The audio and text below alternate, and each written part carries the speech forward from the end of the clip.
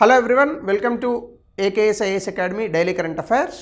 So ఈరోజు current అఫైర్స్లో రెగ్యులర్గా కాకుండా ఈరోజు బడ్జెట్ ఉంది కాబట్టి బడ్జెట్ పూర్తి స్థాయిలో మనం రేపు చూద్దాము. బట్ ఈరోజు ముందుగా బడ్జెట్ టెర్మినాలజీని అర్థం చేసుకునే ప్రయత్నం చేద్దాం. So budget terminology is very important, especially for prelims and also for mains. ఎందుకంటే సాధారణంగా మనకి డెఫిసిట్స్ కానీ ఎక్స్పెండిచర్స్ కానీ లైక్ రెవెన్యూ ఎక్స్పెండిచర్ అని అంటాడు, అలాగే క్యాపిటల్ ఎక్స్పెండిచర్ మూలధన వ్యయం అని అంటారు. అలాగే దీంతో పాటుగా ఫిస్కల్ డెఫిసిట్ ఎక్కువగా వస్తున్నటువంటి ప్రశ్న, విత్తలోటు అని అంటాం. అలాగే రెవెన్యూ డెఫిసిట్, ఇలాంటి క్వశ్చన్స్ చాలా రెగ్యులర్గా వస్తూ ఉంటాయి. అయితే ఈ క్వశ్చన్స్కి సంబంధించి చాలామందికి టెర్మినాలజీలో కొన్ని కన్ఫ్యూజన్స్ ఉన్నాయి. అంటే ఫిస్కల్ డెఫిసిట్ అంటే ఏంటి, ఎఫెక్టివ్ రెవెన్యూ డెఫిసిట్ అంటే ఏంటి, మానిటైజ్డ్ డెఫిసిట్ అంటే ఏంటి, ఇలాంటి కొన్ని పదాలు కొంత కన్ఫ్యూజన్కి గురయ్యేటటువంటి అవకాశం ఉంది.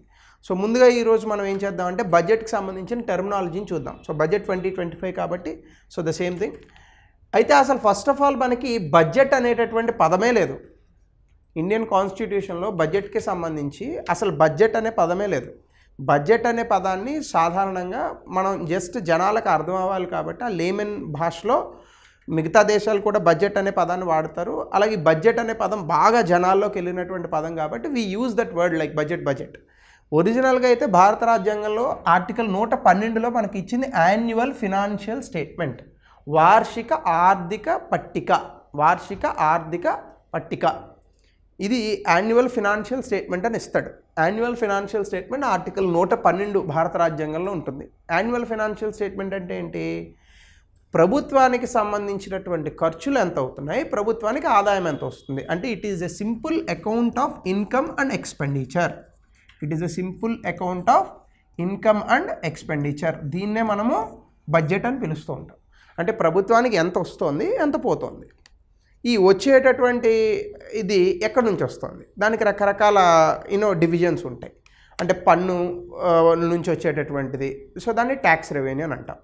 పన్ను ఇతర రాబడి, నాన్ ట్యాక్స్ రెవెన్యూ అని అంటాం. మళ్ళీ అందులో రకరకాల ట్యాక్సెస్ ఉంటాయి.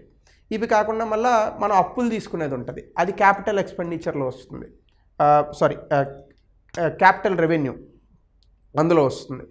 సో అలాగే మనం ఖర్చు పెట్టేది ఎక్స్పెండిచర్, ఏ రంగానికి ఎంత ఖర్చు పెడుతున్నాం, ఎడ్యుకేషన్ సెక్టర్కి ఎంత ఖర్చు పెడుతున్నాం, మరొక రంగానికి ఎంత ఖర్చు పెడుతున్నాం, ఇవన్నీ ఎక్స్పెండిచర్స్లో వస్తాయి. సో ఇలా మనం బడ్జెట్ తాలూకా టెర్మినాలజీని పూర్తిగా అర్థం చేసుకుంటే బడ్జెట్ అనేది పెద్ద కాంప్లికేటెడ్ విషయం అయితే కాదు. సో అలాగే బడ్జెట్లో ఎప్పుడు కూడా మనకి every year of the budget ఎప్పుడైతే ప్రవేశపెడతారో ఆ సంవత్సరం 3 సెట్స్ ఆఫ్ డేటాని ఇస్తూ ఉంటారనమాట. ఏంటి 3 సెట్స్ ఆఫ్ డేటా అంటే sectors and sub sectors of the economy. భారత ఆర్థిక వ్యవస్థకు సంబంధించిన రంగాలు, ఉపరంగాలకు సంబంధించి 3 సెట్స్ ఆఫ్ డేటాని ఇస్తారు. ఏంటది, actual data of the preceding year, అంటే గత సంవత్సరంలో ఉన్నటువంటి డేటా. ఇప్పుడు సాధారణంగా బడ్జెట్ ప్రవేశపెడతారు కదా, ఇప్పుడు ఈ ఇయర్ బడ్జెట్ ప్రవేశపెడుతున్నారు కదా, ఈ బడ్జెట్ ప్రవేశపెట్టేటప్పుడు అంచనాలు మాత్రమే ఉంటాయి, ఇవి నిజాలు కాదు. అంటే ఉదాహరణకి ఈ ఇయర్ ఏదో ఒక 45 లక్షల కోట్లు మేము ఖర్చు పెడతామని అన్నారు అనుకోండి. 45 లక్షల కోట్లు కరెక్ట్గా ఖర్చు పెట్టాలని రూల్ ఏం లేదు. అది 48 లక్షల కోట్లు అవ్వచ్చు, కొన్నిసార్లు 43 లక్షల కోట్లే అవ్వచ్చు. So it all depends on మనకి ఆ రోజు ఉన్నటువంటి పరిస్థితులను బట్టి ఉంటుందన్నమాట. ఉదాహరణకి ఈ మధ్యకాలంలో 2022-23 సంవత్సరంలో ఆంధ్రప్రదేశ్లో 30,000 కోట్లు క్యాపిటల్ ఎక్స్పెండిచర్ మూలధనం ఏం చేస్తామని అన్నారు. కానీ కొన్ని పరిస్థితుల వల్ల 7,200 కోట్లే ఖర్చు పెట్టారు. మరి మిగతా 23,000 కోట్లు ఖర్చు పెట్టలేదు అంతే. ఎందుకు అంటే ఇన్కమ్ రాలేదని చెప్పారు. సో ఇలా చాలా సందర్భాల్లో మనకి ఏమవుతుందంటే అనుకున్న స్థాయిలో ఖర్చు పెట్టరు. ఎక్కడి వరకు ఎందుకు, గవర్నమెంట్ ఆఫ్ ఇండియానే తీసుకోండి. లాస్ట్ ఇయర్ 2023-24లో 11,11,111 కోట్లు క్యాపిటల్ ఎక్స్పెండిచర్ అని అన్నారు. కానీ అది తగ్గింది, ఎందుకంటే మనకి ట్యాక్స్ ఇన్కమ్ తగ్గింది కాబట్టి దాన్ని తక్కువ ఖర్చు పెట్టారు. కాబట్టి యాక్చువల్గా ఎంత ఖర్చు పెట్టారు, గత సంవత్సరం బడ్జెట్ ప్రవేశపెట్టేటప్పుడు అంచనాలు ఇస్తారు, ఎస్టిమేట్స్, కానీ ఒరిజినల్గా ఎంత వచ్చింది అనేటటువంటిది actual date of the preceding year. సాధారణంగా దీన్ని రివైజ్డ్ ఎస్టిమేట్స్ అని అంటారు. రివైజ్డ్ ఎస్టిమేట్స్ అని మీకు బడ్జెట్ సర్వేలో కనిపిస్తుంది. 2 provisions data of the current year, ఇదే మీ actual date of the preceding year economic survey. అలాగే provisional data of the current year, ఈ ఇయర్ ఎంత ఎస్టిమేట్స్, అంటే ఈ సంవత్సరం ప్రొవిజనల్ డేటా, అంటే ఇప్పుడు బడ్జెట్లో మనకు చెప్పేటటువంటిది ఎంత ఎక్స్పెండిచర్ పెడుతున్నాము, ఎంత ఇన్కమ్ వస్తుంది మనకి, ఇవన్నీ కూడా provisional data of the current year, అంటే ఈ ఇయర్ బడ్జెట్ ఎస్టిమేట్స్ చేస్తాం. మూడోది ఫ్యూచర్ ఇయర్. ఈ ఇయర్ ఇన్ ద సెన్స్ ఇప్పుడు జరుగుతున్నటువంటి ఇయర్ అన్న ఉద్దేశంలో. ఓకే, అంటే మీరు ఎప్పుడైనా సర్వే డీటెయిల్స్ తీసుకుంటే 2 years డేటా ఉంటుంది. 2023-24 ఉంటుంది, 22-23 ఉంటుంది. 22-23 చూస్తాం, 23-24 చూస్తాం కరెంట్ ఇయర్ది. ఫాలోయింగ్ ఇయర్ అంటే బడ్జెటరీ ఎస్టిమేట్స్, సారీ ఇది బడ్జెటరీ ఎస్టిమేట్స్ అవుతుంది, ఇది బడ్జెటరీ ఎస్టిమేట్స్ అవుతుంది. ఫాలోయింగ్ ఇయర్ అంటే 2025-26కి సంబంధించి మనం ఎంత చేస్తాం అనేటటువంటిది ఫాలోయింగ్ ఇయర్. అంటే ఈ సంవత్సరం ఎంత అయింది, ఇప్పుడు నడుస్తున్న సంవత్సరం, గత సంవత్సరం ఎంత అయింది, ముందు సంవత్సరం, రాబోయేటటువంటి సంవత్సరం ఎంత ఉంటుంది, ఇలా చూస్తాం. అలాగే బడ్జెట్ని ప్రవేశపెట్టేటప్పుడు కొన్ని ప్రాసెస్ ఉంటుంది. చాలామందికి బడ్జెట్ ఎలా ప్రవేశపెడతారనేది తెలియదు. ఫస్ట్ ఆఫ్ ఆల్ యూనియన్ బడ్జెట్ని ప్రవేశపెడతారు. ఒకప్పుడు యూనియన్ బడ్జెట్ 2 భాగాలు ఉండేది. ఒకటేమో రైల్వే బడ్జెట్ ఉండేది, రెండవదేమో జనరల్ బడ్జెట్ ఉండేది. కానీ ఆ రెండింటిని కలిపేశారు, ఇప్పుడు అందులోకి వెళ్ళాల్సిన అవసరం లేదు. ఫస్ట్ యూనియన్ బడ్జెట్ని ప్రవేశపెడతారు. యూనియన్ బడ్జెట్ని ప్రవేశపెట్టినప్పుడు ఏం చేస్తారు, ఫస్ట్ ప్రెసిడెంట్ స్పీచ్ ఉంటుంది. ప్రెసిడెంట్ స్పీచ్ అయిపోయిన తర్వాత ఫినాన్స్ మినిస్టర్ ఎవరైతే ఉన్నారో ముందుగా ఈ బడ్జెట్ని చదువుతారు.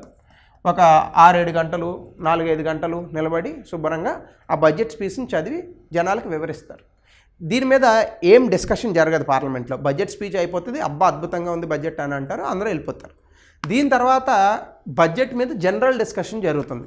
ఒక 2 daysలోనో ఆర్ 1 dayలోనో జనరల్ డిస్కషన్, పెద్దగా ఏముండదు. అంటే దీని మీద పెద్దగా లోతుగా అది ఉండదు. ముందు ఈ బడ్జెట్ ప్రజెంట్ చేసేస్తారు. ప్రజెంట్ చేసిన తర్వాత కొన్ని రోజులు సెలవులు ఉంటాయి. జనరల్గా అయితే ఒక 15 days అట్లా సెలవులు ఉంటాయి. అప్పుడు జనరల్ డిస్కషన్ జరుగుతుంది. బడ్జెట్గా ఓవరాల్గా దీని మీద డిస్కషన్ చేస్తారు. సో దీని తర్వాత జనరల్ డిస్కషన్ అయిపోయిన తర్వాత ఇంకా కంప్లీట్గా చాలా టైం ఉంటుంది బడ్జెట్ పూర్తి స్థాయిలో డిస్కస్ చేయడానికి. అప్పుడు each and every point of the budget మీద డిస్కస్ చేసి ఒక్కొక్క మంత్రిత్వ శాఖకు ఎంత డబ్బులు ఇవ్వాలి అనేటటువంటిది చర్చిస్తూ ఉంటారు. అది voting of demand for grants, అంటే ఎంత డబ్బులు ఒక్కొక్క మంత్రిత్వ శాఖకి ఇవ్వాలి అనేటటువంటి డిస్కస్ చేస్తారు. ఒక చోట ఎక్కడైనా ఎక్కువైతే అపోజిషన్ వాళ్ళు ఎందుకు ఇచ్చారన్న సమాధానం అడుగుతారు, ప్రశ్న అడుగుతారు. ఈ రూలింగ్ పార్టీ వాళ్ళు సమాధానం చెప్తారు. సో ఈ రెండు ఒకసారి జరుగుతాయి. కొన్ని హాలిడేస్ తర్వాత ఈ డీటెయిల్ డిస్కషన్ జరుగుతుంది. దాని తర్వాత ఏమవుతుంది, స్టాండింగ్ కమిటీస్కి పంపిస్తారు. సో మనకి పార్లమెంట్లో స్టాండింగ్ కమిటీస్ ఉంటాయి. ఈ బడ్జెట్ మొత్తంగా జరిగినటువంటి డిస్కషన్ ఈ ఆస్పెక్ట్స్ తర్వాత స్టాండింగ్ కమిటీస్కి వెళ్తాయి. అంటే ఇదంతా కరెక్ట్గా ఉందో లేదో దీన్ని స్క్రూటినీ చేయండి అని. సో అక్కడ అఫీషియల్స్ దీన్ని స్క్రూటినీ చేస్తారు. స్క్రూటినీ చేసిన తర్వాత చివర్లో, అంటే ఈ మొత్తం తతంగం అవ్వడానికి ఇంకా ఫిబ్రవరి ఎండింగ్ అవుతుంది. ఇక్కడ వరకు వచ్చేటప్పటికి మీ ఫిబ్రవరి ఎండింగ్ అవుతుంది. అప్పుడు ఓటింగ్ అనేటటువంటిది ఉంటుంది. ఆబ్వియస్గా మనకి ఏ పార్టీ అయితే అధికారంలో ఉందో ఆ పార్టీకే ఓటింగ్లో ఎక్కువ అధికారం ఉంటుంది. కాబట్టి voting for demand for grants, అంటే ఒక్కొక్క మినిస్ట్రీతో పాటు అక్కడ చెప్పిన మినిస్ట్రీస్ కాకుండా ఇంకా ఇతర మినిస్ట్రీస్ ఏవైతే ఉంటాయో వాళ్ళకి voting on demand for grants అనేటటువంటి వేస్తారు. సో ఇందులోనే భాగంగానే మనకి ఏముంటుందంటే, సాధారణంగా మనకి బడ్జెట్ అని అన్నప్పుడు బడ్జెట్లో చాలా అంశాలు ఉంటాయి. ముఖ్యంగా బడ్జెట్లో మనకి ఒకటి బడ్జెట్ కాకుండా మనకి ఫినాన్షియల్ యాక్ట్ అని ఒకటి ఉంటుంది. ఫినాన్షియల్ బిల్, యాక్ట్ అని అనకూడదు, బిల్ అని అనాలి. ఫినాన్షియల్ బిల్ అంటే ఈ సంవత్సరానికి, రాబోయే సంవత్సరానికి ఎంతెంత పన్నులు వేస్తున్నారు, ట్యాక్సెస్, ఇది ఫినాన్షియల్ బిల్ అవుతుంది. సాధారణంగా ఇవి ఇక్కడ మాట్లాడుకుంటారు, కానీ ఓటింగ్ అనేటటువంటిది మాత్రం చివరికి వస్తుంది. సో అందుకే మీకు బడ్జెట్ పాస్ అయ్యేటప్పుడు బడ్జెట్లో ఏమేమి ఉంటాయంటే, జనరల్ బడ్జెట్ ఉంటుంది, ఫినాన్షియల్ బిల్ ఉంటుంది, చివరిలో అప్రాప్రియేషన్ బిల్ అని ఒకటి ఉంటుంది. అంటే ఇప్పుడు ఫర్ ఎగ్జాంపుల్ ఈ సంవత్సరానికి కేంద్ర ప్రభుత్వం ఒక 45 లక్షల కోట్లు డబ్బులు ఖర్చు పెట్టాలనే ఒక ఎలకేషన్ ఉందనుకోండి. ఈ 45 లక్షల కోట్లు ఎక్కడి నుంచి వస్తాయి, కన్సాలిడేటెడ్ ఫండ్ ఆఫ్ ఇండియా అని ఒక ఫండ్ ఉంటుంది. అంటే మనం కట్టేటటువంటి ట్యాక్సెస్ అన్నీ ఆ ఫండ్లోకి వెళ్తాయి. ఈ ఫండ్లో నుంచి ఆ డబ్బుల్ని తీస్తారు. సో ఈ ఫండ్లో నుంచి డబ్బులు తీయాలంటే పార్లమెంటరీ అప్రూవల్ కావాలి. ఆ ఇచ్చే అప్రూవల్నే మనము అప్రాప్రియేషన్ బిల్ అని అంటాం. ఈ అప్రాప్రియేషన్ బిల్ పాస్ అయితేనే గవర్నమెంట్కి ఆ కన్సాలిడేటెడ్ ఫండ్ ఆఫ్ ఇండియాలోంచి డబ్బులు తీసుకొని ఖర్చు పెట్టే అర్హత వస్తుంది. సో అప్రాప్రియేషన్ బిల్ అని ఉంటుంది. ఫైనల్గా ఇవన్నీ పాస్ అయిన తర్వాత, ప్రెసిడెంట్ అసెంట్ అయిన తర్వాత బడ్జెట్ పాస్ అయిందని చెప్తారు. ఇది బడ్జెట్ తాలూకా ప్రాసెస్. అంటే మీకు ఇంకా వివరంగా చెప్పచ్చు, బట్ మనకున్న లిమిటెడ్ టైంలో ఇది యాక్చువల్గా మనకి బడ్జెట్లో జరిగేటటువంటి ప్రాసెస్. సో ఇందులో మనకి యాన్యువల్ ఫినాన్షియల్ స్టేట్మెంట్, బడ్జెట్ అనేటటువంటి దాంట్లో 3 ఫండ్స్ ఉంటాయి. ఒకటి కన్సాలిడేటెడ్ ఫండ్ ఆఫ్ ఇండియా, ఇది article 266 clause 1 of the constitution. అలాగే పబ్లిక్ అకౌంట్స్, కంటింజెన్సీ ఫండ్. ఇందులో కన్సాలిడేటెడ్ ఫండ్ ఆఫ్ ఇండియా అంటే ఏంటంటే, బేసికల్గా మీకు మనం మాట్లాడుకునేటటువంటి రెవెన్యూ అకౌంటు, అంటే revenue receipts, revenue expenditure, revenue రిసీట్స్లో tax revenue, non tax revenue, అంటే మనం కట్టేటటువంటి మొత్తం పన్నులు, ఏవైతే ఉన్నాయో అవన్నీ ఈ కన్సాలిడేటెడ్ ఫండ్ ఆఫ్ ఇండియాలోకి వెళ్తాయి. అలాగే భారత ప్రభుత్వం తెచ్చేటటువంటి అప్పులు, అవి కూడా ఇందులోకి వెళ్తాయి. కొన్నిసార్లు ఏమవుతుంది, భారత ప్రభుత్వం కొన్ని ఇతర పేమెంట్స్, ఇతర అప్పులు అవన్నీ తెస్తూ ఉంటుంది. అవన్నీ కూడా ఇందులోనే చూపిస్తారు. అంటే కరెక్ట్గా చెప్పాలంటే పార్లమెంట్కి సంబంధించినటువంటి ఒక బిగ్ అకౌంటే ఈ కన్సాలిడేటెడ్ ఫండ్.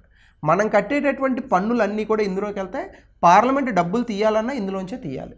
సో ఇందులోంచి తీయాలంటే పార్లమెంట్కి, ఇందులోంచి తీయాలంటే గవర్నమెంట్కి, ఇక్కడ పార్లమెంట్ అనకూడదు, గవర్నమెంట్ అకౌంట్ అనాలి. సో ఇందులోంచి డబ్బులు తీయాలంటే గవర్నమెంట్కి పార్లమెంట్ అప్రూవల్ కావాలి. మీరు గుర్తుపెట్టుకోండి, గవర్నమెంట్ వేరు, పార్లమెంట్ వేరు. గవర్నమెంట్ ఎవరు? మోడీ గారి ప్రభుత్వం. పార్లమెంట్ అంటే ఎవరు? అందరు ఎంపీలు ఉంటారు అందులో. సో పార్లమెంట్ అప్రూవల్ ఇవ్వాలి. పార్లమెంట్ అప్రూవలే majority of the people approval, అదే బడ్జెట్ పాస్ అవడం అనేది. సో ఈ కన్సాలిడేటెడ్ ఫండ్ ఆఫ్ ఇండియాలో అంటే ఏంటి? సమీకృత నిధి అని అంటారు తెలుగులో. మనం కట్టేటటువంటి పన్నులన్నీ ఆటోమేటిక్గా కన్సాలిడేటెడ్ ఫండ్ ఆఫ్ ఇండియాలోకి వెళ్తాయి. కన్సాలిడేటెడ్ ఫండ్ ఆఫ్ ఇండియాలోంచి ₹1 తీసి వాడాలి అన్న ప్రభుత్వానికి పార్లమెంట్ అప్రూవల్ కావాలి. అలా పార్లమెంట్ అప్రూవల్ని మనం సంవత్సరానికి ఒకసారి ఇవ్వడాన్నే బడ్జెట్ అని అంటాము. సో ఇది కన్సాలిడేటెడ్ ఫండ్ ఆఫ్ ఇండియా. కొన్నిసార్లు ఏమవుతుందంటే మనకి పార్లమెంట్ సెషన్స్లో లేనప్పుడు అత్యవసరంగా, అంటే చాలా ఇమీడియట్గా కొన్ని డబ్బులు అవసరం అవుతాయి. ఉదాహరణకి ఏదో న్యాచురల్ కెలామిటీ వచ్చి ఇండియాలో కొన్ని ప్రాంతాల్లో ఎక్కడో ఫ్లడ్స్ వచ్చినాయి అనుకోండి, అప్పుడు డబ్బులు ఇవ్వాల్సి వస్తుంది. అప్పుడు మరి పార్లమెంట్లో మళ్ళీ బిల్ పెట్టి కన్సాలిడేటెడ్ ఫండ్ ఆఫ్ ఇండియాలోంచి తీయాలని చెప్పేసి అప్రాపరియేషన్ బిల్ పెట్టి ఈలోపు డబ్బులు ఇచ్చేటప్పుడు అక్కడ జనాలు చచ్చిపోతారు. కాబట్టి at the disposal of the president, అంటే ప్రెసిడెంట్ చేతిలో ఒక ఫండ్ పెడతాం. అది కంటింజెన్సీ ఫండ్ అంటారు, అంటే అత్యవసర నిధి. అంటే ఇప్పుడు ఫర్ ఎగ్జాంపుల్ ఏదైనా అన్ఫోర్సీన్ ఎక్స్పెండిచర్ అని అంటాం, అంటే అనుకోనటువంటి ఖర్చు. అంటే ఏ వరదలో, సునామీలో లేదా భూకంపాలో ఏవైనా వచ్చి ఏదైనా ఇబ్బంది పడుతుంటే అప్పుడు ఈ కంటింజెన్సీ ఫండ్లోంచి డబ్బులు తీసి వెంటనే దాన్ని ఖర్చు పెడతారు. ఖర్చు పెట్టేసిన తర్వాత మళ్ళీ పార్లమెంట్ ఎప్పుడో కలుస్తుంది కదా. ఈ కంటింజెన్సీ ఫండ్ అయిపోయింది. ఫర్ ఎగ్జాంపుల్ అక్టోబర్లో ఏదో వరదలు వచ్చే ప్రాంతంలో కంటింజెన్సీ ఫండ్లోంచి ఒక 500 కోట్లు తీసి ఆ రాష్ట్ర ప్రభుత్వానికి ఇచ్చారు ఫ్రీగా, కేంద్ర ప్రభుత్వం. తర్వాత మళ్ళీ ఫిబ్రవరిలో బడ్జెట్ లేదా నవంబర్ ఈ సెషన్స్లో మళ్ళీ కలుస్తారు కదా. కలిసినప్పుడు ఏమవుతుందంటే ఈ బిల్లు మళ్ళీ పెట్టాలి. అప్పుడు మళ్ళీ డబ్బులు కన్సాలిడేటెడ్ ఫండ్ ఆఫ్ ఇండియాలో తీసి మళ్ళీ ఎంతైతే మనం కంటింజెన్సీ ఫండ్లో తీసేసామో అందులో వేసేయాలి. అంటే కంటింజెన్సీ ఫండ్ అనేటటువంటిది ఒక నిధి అనమాట. ఇందులో ఎప్పుడూ డబ్బులు ఉంటాయి. ఇందులోంచి డబ్బులు తీసేసిన తర్వాత మళ్ళీ డబ్బులు ఇందులో వేసేయాలి. అది కంటింజెన్సీ ఫండ్. ఇది కూడా ఆర్టికల్ 266 క్లాజ్ 267లో వస్తుంది. 266 క్లాజ్ 1లో consolidated fund, public fund 266(2). So మరి పబ్లిక్ ఫండ్ అంటే ఏంటి? ఏమైనా కొన్ని చెల్లింపులు కానీ, లేదా ఇప్పుడు ఫర్ ఎగ్జాంపుల్ మనం ఉద్యోగులు ఉన్నారనుకోండి, వీళ్ళకి ప్రావిడెంట్ ఫండ్ కట్ అవుతుందా ప్రతి నెల? ఈ కట్ అయినటువంటి ప్రావిడెంట్ ఫండ్ని ఒక చోట దాస్తారు. ఆ దాచే అకౌంటే public account. So public account ప్రభుత్వానిది కాదు. ఇక్కడ గవర్నమెంట్ తాలూకా పొజిషన్ ఏంటంటే it's act like a banker. అంటే కేవలం ప్రజల తాలూకా డబ్బుని ఈ పబ్లిక్ అకౌంట్లో ప్రభుత్వం కాపలా కాస్తుంది అంతే, జస్ట్ కాపలాదారు. ఒక్కొక్కసారి వాడుకుంటుంది, వాడుకున్నా మళ్ళీ అందులో వేసేయాలి. సో ఎవరెవరికైతే ఆ ప్రావిడెంట్ ఫండ్ ఇవన్నీ మెచ్యూర్ అవుతాయో ఆ మెచ్యూర్ అయినటువంటి టైం పీరియడ్లో గవర్నమెంట్ వాళ్ళకి చెల్లించేసి ఇచ్చేస్తుంది. సో దీన్ని మనం ఏమంటామంటే పబ్లిక్ అకౌంట్ అని అంటాం. సో ఈ పబ్లిక్ అకౌంట్ ఆర్టికల్ 266 క్లాజ్ 2లో ఉంటుంది. ఈ పబ్లిక్ అకౌంట్ నుంచి డబ్బులు తీయడానికి పార్లమెంట్ అప్రూవల్ అవసరం లేదు, ఎందుకంటే జనాల డబ్బు అది. సో జనాల డబ్బు జనాలకి ఇచ్చేయాలి. So public money other than those under the consolidated fund, అంటే జనాల డబ్బే కన్సాలిడేటెడ్ ఫండ్ ఆఫ్ ఇండియాలో లేనటువంటి డబ్బు అంతా పబ్లిక్ అకౌంట్లోకి వస్తుంది. ఇలా 3 అకౌంట్స్లో ప్రభుత్వము మన దగ్గర నుంచి వెళ్ళినటువంటి డబ్బు లేదా మన కోసం దాస్తూ ఉంటుంది. సో మేజర్గా బడ్జెట్ వచ్చేటప్పటికి మనం ఏ అకౌంట్ గురించి మాట్లాడాలి? కన్సాలిడేటెడ్ ఫండ్ ఆఫ్ ఇండియా గురించి మాట్లాడాలి. అలాగే దీంతోపాటు అసలు బడ్జెట్ అనేటటువంటి చూస్తే బడ్జెట్లో 2 భాగాలు ఉంటాయి. ఒకటి రెవెన్యూ బడ్జెట్ అని అంటారు, రెండో దాన్ని క్యాపిటల్ బడ్జెట్ అని అంటారు. రెవెన్యూ బడ్జెట్ అంటే ఎప్పుడూ జరిగేది, అంటే రికరింగ్ బడ్జెట్. రెవెన్యూ బడ్జెట్ అంటే రికరింగ్ బడ్జెట్ అని అంటారు, అంటే ఇది ఎప్పుడూ జరుగుతుంది. ఎప్పుడు జరుగుతుందంటే మళ్ళీ అందులో 2 భాగాలు ఉన్నాయి. ఒకటి రెవెన్యూ రిసీట్స్, రెండు రెవెన్యూ ఎక్స్పెండిచర్.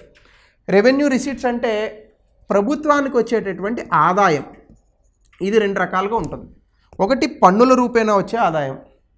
పన్నుల్లో మళ్ళీ 2 రకాలు. ఏంటది? ప్రత్యక్ష పన్నులు, పరోక్ష పన్నులు, direct taxes, indirect taxes. Non tax revenue, పన్నేతర ఆదాయం. ఉదాహరణకి పన్నేతర ఆదాయం అంటే ఏముంటుంది? మనం ఏమన్నా ఫైన్లు కడుతుంటాం, ప్రభుత్వాలకు కొన్ని చోట్ల మనం ఫీజులు కడుతూ ఉంటాం. సో అట్లాంటివన్నీ కూడా నాన్ ట్యాక్స్ రెవెన్యూ, పన్ను కాదు అది, పన్నేతర ఆదాయం. పన్ను అంటే ఏంటి? ఎప్పుడూ కడుతూ ఉంటావు నువ్వు, ఎప్పుడూ వస్తుంది పన్ను అనేటటువంటిది. సో ఇది ట్యాక్స్ రెవెన్యూ అని అంటాం. యాక్చువల్గా మొత్తం గవర్నమెంట్ తాలూకా బడ్జెట్ 100 రూపాయలు అని అనుకోండి, అందులో ఈ రెవెన్యూ ఎక్స్పెండిచరే 70 రూపాయలు పోతుంది. సో ఈ రెవెన్యూ ఎక్స్పెండిచర్లో మనకి ఏముంటాయంటే ప్రభుత్వం తాలూకా ఖర్చులు, ప్రభుత్వ ఉద్యోగులకు ఇచ్చే శాలరీలు, పెన్షన్లు, సబ్సిడీలు, అలాగే పోలీస్ ఎక్స్పెన్సెస్, అడ్మినిస్ట్రేటివ్ ఎక్స్పెన్సెస్, రాష్ట్ర ప్రభుత్వాలకు ఇచ్చేటటువంటి డబ్బులు, రాష్ట్ర ప్రభుత్వాలకు ఇచ్చే గ్రాంట్లు, జ్యుడిషియరీ ఎక్స్పెన్సెస్ అన్నీ ఇందులోనే ఉంటాయి. ఒకప్పుడు మనకి ప్లాన్ అండ్ నాన్ ప్లాన్ అనే డిస్టింక్షన్ ఉండేది. ప్లానింగ్ కమిషన్ ఉన్నప్పుడు పంచవర్ష ప్రణాళిక కింద ఖర్చు పెట్టే డబ్బుల్ని ప్లాన్ ఎక్స్పెండిచర్ అనేవాళ్ళు, పంచవర్ష ప్రణాళిక బయట ఖర్చు పెట్టే డబ్బుల్ని నాన్ ప్లాన్ ఎక్స్పెండిచర్ అనేవాళ్ళు. కానీ 2014లో ప్లానింగ్ కమిషన్ తీసేసాం. సో దాని తర్వాత ప్లానింగ్ కమిషన్ లేదు కాబట్టి ఈ డిస్టింక్షన్ తీసేశారు. ఇప్పుడు ఇది ఉండదు, ఓన్లీ రెవెన్యూ ఎక్స్పెండిచరే ఉంటుంది. మరి క్యాపిటల్ ఎక్స్పెండిచర్ అంటే ఏంటి? అయితే నేను మళ్ళీ దీన్ని ఎక్స్ప్లెయిన్ చేస్తాను మీకు. క్యాపిటల్ ఎక్స్పెండిచర్, రెవెన్యూ ఎక్స్పెండిచర్ మళ్ళీ నెక్స్ట్ స్లైడ్లో వస్తుంది. 2 సార్లు ఎందుకని ఒకసారి చెప్తున్నాను. మరి క్యాపిటల్ బడ్జెట్ అంటే ఏంటి? మూలధన బడ్జెట్ అని అంటారు.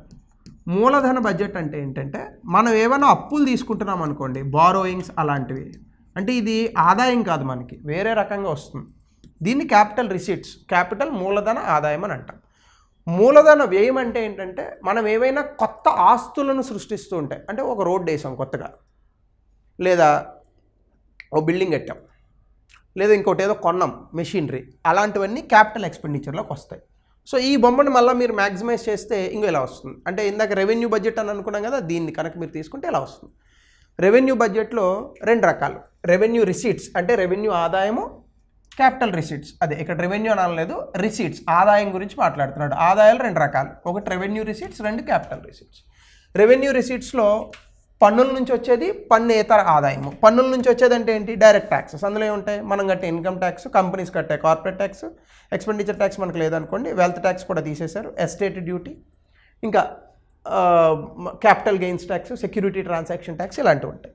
ఇండైరెక్ట్ ట్యాక్స్లో ఇప్పుడు ఇవన్నీ పోయాయి, ఈ ప్లేస్లో ఒకటే వచ్చింది జిఎస్టీ, అది ఇండైరెక్ట్ ట్యాక్స్లో. నాన్ ట్యాక్స్ రెవెన్యూ అంటే చూడండి, ఇంట్రెస్ట్ రిసీట్స్. ఇంట్రెస్ట్ రిసీట్స్ అంటే, సో నాన్ ట్యాక్స్ రెవెన్యూలో ఇంట్రెస్ట్ రిసీట్స్ అంటే ఏంటంటే బేసికల్గా ఒక్కొక్కసారి కేంద్ర ప్రభుత్వం అప్పులు ఇస్తూ ఉంటుంది, ఆ అప్పులకి వడ్డీలు వస్తాయి, ఆ వడ్డీల్ని ఇంట్రెస్ట్ రిసీట్స్ అని అంటారు. 2, కేంద్ర ప్రభుత్వానికి కొన్ని సంస్థలు, ఫర్ ఎగ్జాంపుల్ ఓఎన్జీసీ, ఎల్ఐసి లాంటి సంస్థల ద్వారా రెవెన్యూ వస్తుంది, ప్రాఫిట్స్, అవి ప్రాఫిట్స్ అండ్ డివిడెండ్స్.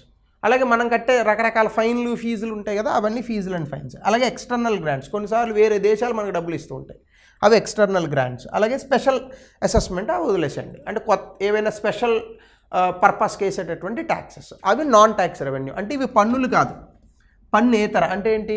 ఒక్కొక్కసారి వస్తాయి, ఒక్కొక్కసారి రావు.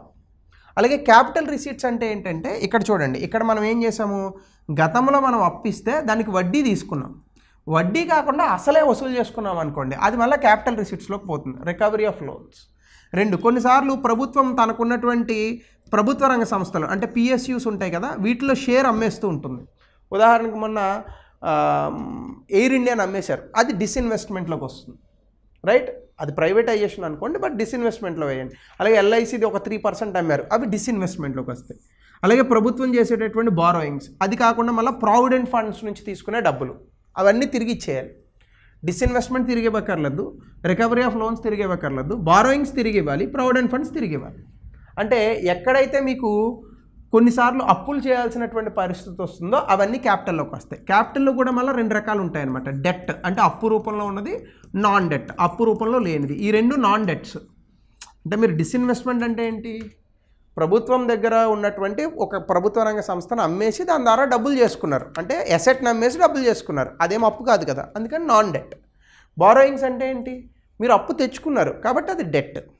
సో ఈ రకంగా మనం బడ్జెట్ రిసీట్స్ని చూడొచ్చు. అలాగే బడ్జెట్ ఎక్స్పెండిచర్ని చూస్తే రెవెన్యూ ఎక్స్పెండిచర్, మీరు ఎప్పుడైనా ఇలాగే గుర్తుపెట్టుకోండి, బండ గుర్తు. రెవెన్యూ ఎక్స్పెండిచర్ అంటే దీనివల్ల ఆస్తుల సృష్టి జరగదు, అప్పులు తీరవు.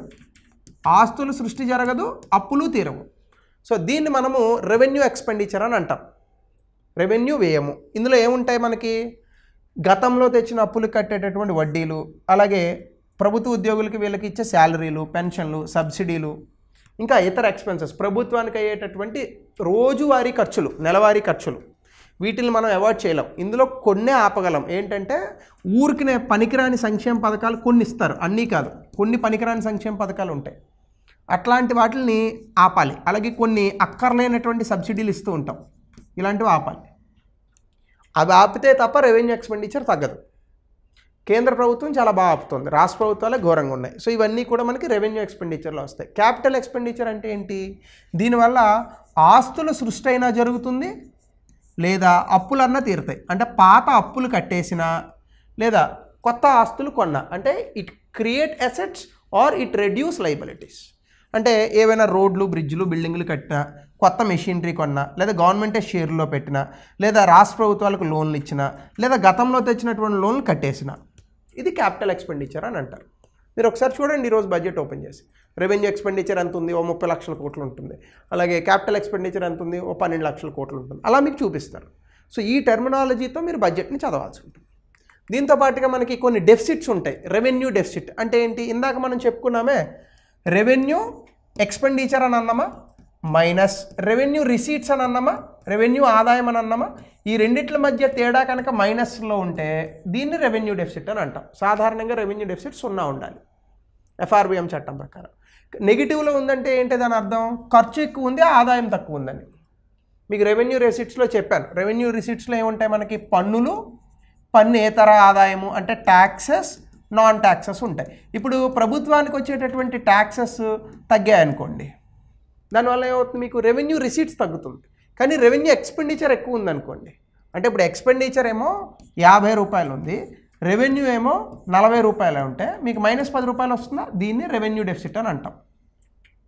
అంటే రెవెన్యూ ఆదాయం కన్నా రెవెన్యూ వ్యయం కనుక ఎక్కువ ఉంటే దాన్ని రెవెన్యూ డెఫిసిట్ అని అంటాం. ఒకటి. రెండు, ఫిస్కల్ డెఫిసిట్. ఫిస్కల్ డెఫిసిట్ అంటే ఏంటి? ఇక్కడ ఇచ్చారు చూడండి, budget expenditure minus budget receipts. ఇంకా ఈజీగా చెప్తాను. ఒక సంవత్సర కాలంలో ప్రభుత్వం చేసేటటువంటి మొత్తం అప్పు, అంటే in 1 financial year the total borrowings of the government is called fiscal deficit. So budget expenditure అంటే ఎంత? ప్రభుత్వం మొత్తం ఖర్చు పెట్టేటటువంటి డబ్బు ఓ 45 లక్షల కోట్లు ఉందనుకోండి. బడ్జెట్ రిసీట్స్, బడ్జెట్లో మొత్తం వచ్చే రిసీట్స్ అంటే రెవెన్యూ, నాన్ ట్యాక్స్ రెవెన్యూ అన్నీ తీసేసుకుని ఎక్స్క్లూడింగ్ బారోయింగ్స్ ఇవన్నీ కనుక మనం పెట్టుకుంటే ఒక 35 లక్షల కోట్లు వచ్చింది అనుకోండి. ఇప్పుడు ఒక 10 లక్షల కోట్లు ఇంకా మనకు లాస్ వస్తుందా? ఇది ఫిస్కల్ డెఫిసిట్ అవుతుంది. సో ఫిస్కల్ డెఫిసిట్ FRBM చట్టం ప్రకారం మన జీడిపిలో కేవలం 3% మాత్రమే ఉండాలి. లాస్ట్ ఇయర్ 4.9 ఉంది, ఈ ఇయర్ 4.5కి పట్టుకొస్తా ఉన్నారు. ఇంకా బడ్జెట్ మనం మాట్లాడుకునేటప్పుడు, ఈ క్లాస్ చెప్పుకునేటప్పుడు జరుగుతుంది ఇంకా. సో కాబట్టి దీన్ని మనం రేపు అది చూసేటటువంటి ప్రయత్నం చేద్దాం. సో ఫిస్కల్ డెఫిసిట్ అంటే గుర్తుపెట్టుకోండి, ప్రభుత్వం ఒక సంవత్సర కాలంలో తెచ్చే మొత్తం అప్పుని ఫిస్కల్ డెఫిసిట్ అని అంటాం.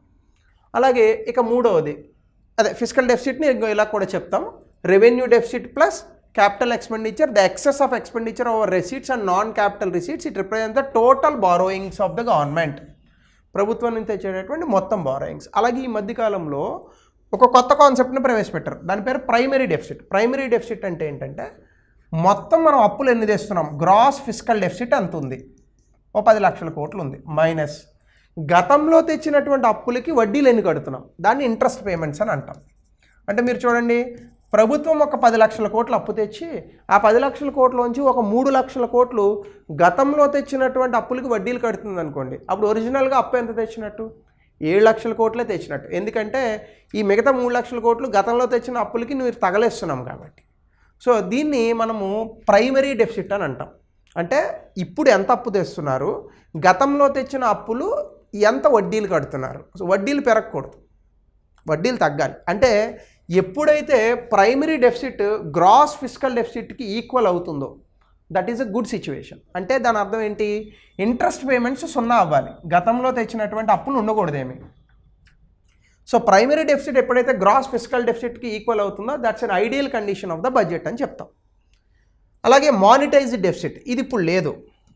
ఏంటంటే మానిటైజ్డ్ డెఫిసిట్ అంటే ఏంటంటే ఒక్కొక్కసారి ప్రభుత్వానికి ఎక్కడన్నా నెగిటివ్గా డెఫిసిట్ వస్తూ ఉంటే ఆర్బీఐ ఏం చేసేదంటే కొత్తగా కాగితాలను ముద్రేసేసి వీళ్ళకి ఇచ్చేది.